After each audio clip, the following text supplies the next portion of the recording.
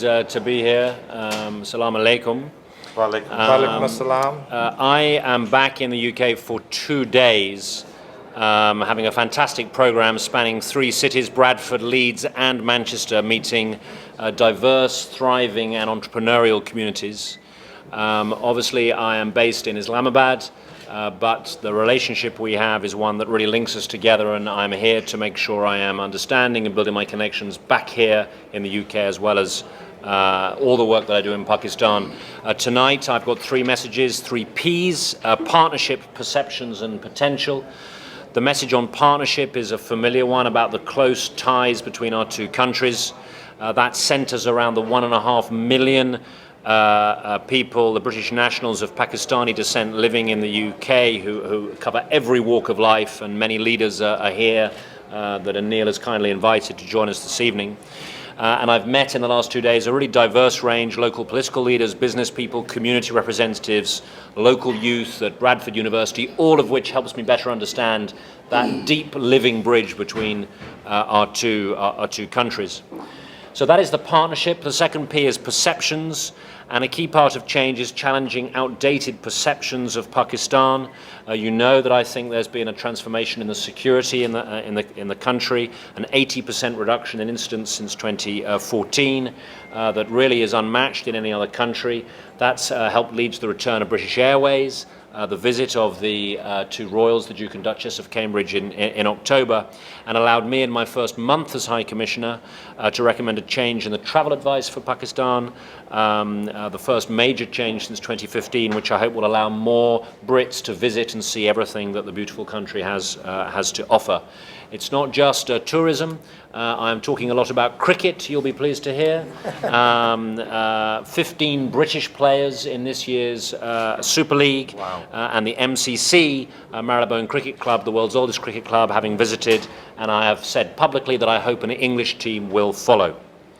The third P is potential, and of course the economy is the key to Pakistan's future. The UK is one of Pakistan's top 3 trading partners, the biggest in Europe, and with a second only behind the US and China. But looking at the actual trade figures, they're low, are about £3.3 billion, with only £1.3 billion coming from the UK. And my ambition, and this really is my key message, and if you listen to nothing else from these remarks, I know you journalists need to pay lots of attention. This is my core message. My ambition is to, at the very least, double the trade between our 2 countries in my time as my tenure as High Commissioner. How do we do this? There are 3 areas I'm focused on. The first is increasing British support for Pakistan's economic growth. That's through our Department of International Development and helping with development and technical expertise. The second is a new country vision for our Department of Investment and International Trade, working to expand our efforts on inclusive economic growth, and we will double during this year the presence of the DIT team in Pakistan during 2020, with renewed focus on key sectors where UK firms can win big. The third is UK public sector capital as a springboard for private sector growth.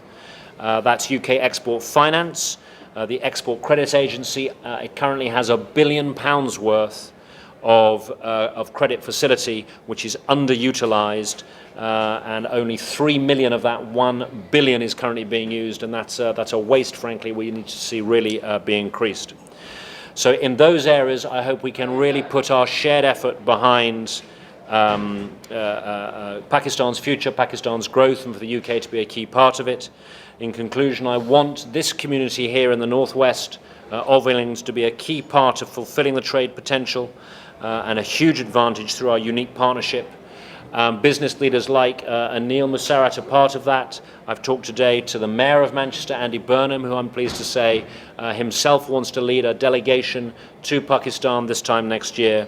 And we together exemplify the very best in international partnership. I'm confident that it will get even stronger if we take full advantage of the opportunities and the potential that is there.